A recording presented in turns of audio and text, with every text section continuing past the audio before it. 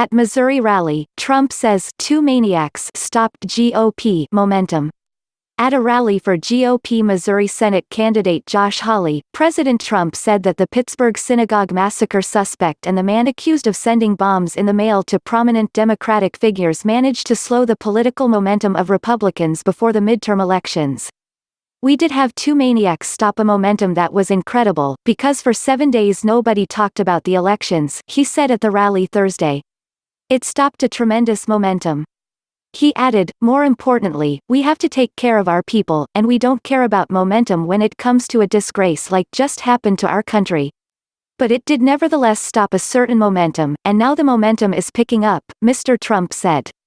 He also hit Democrats as loco and a party of rigid ideology and total conformity at the second in a marathon of rallies before Election Day. Mr. Trump is in Columbia, Missouri, campaigning for Hawley, who is locked in a tight race against incumbent Democratic Senator Claire McCaskill. Mr. Trump kicked things off by bringing up McCaskill's risky vote against Supreme Court Justice Brett Kavanaugh's confirmation. Later in the rally, Mr. Trump pushed that McCaskill supported Hillary Clinton and said she didn't know the people.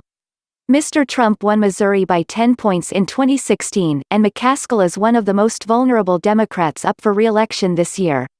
A September CBS News Battleground Tracker poll found Hawley and McCaskill tied, each with 45% support among likely voters. The CBS News Battleground Tracker currently rates the race as a toss-up. Mr. Trump tried to tie McCaskill to the national Democratic leaders and national protests, saying the party resist and demean anyone who criticizes their radical ideas.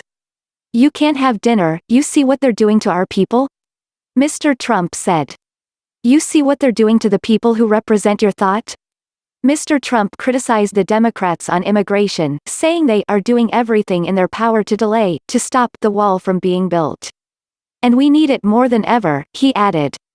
Mr. Trump also pushed his proposal to end birthright citizenship, which is guaranteed by the 14th Amendment of the Constitution. Mr. Trump called birthright citizenship a crazy, lunatic policy and vowed to end it, although it's unclear if that's possible. Hawley, the state's attorney general, has tied himself closely to Mr. Trump during the race, and promised that he would vote in line with the president's priorities. McCaskill has tried to keep the race about local issues, especially health care. McCaskill has accused Hawley of wanting to strip health coverage for pre-existing conditions, which he denies.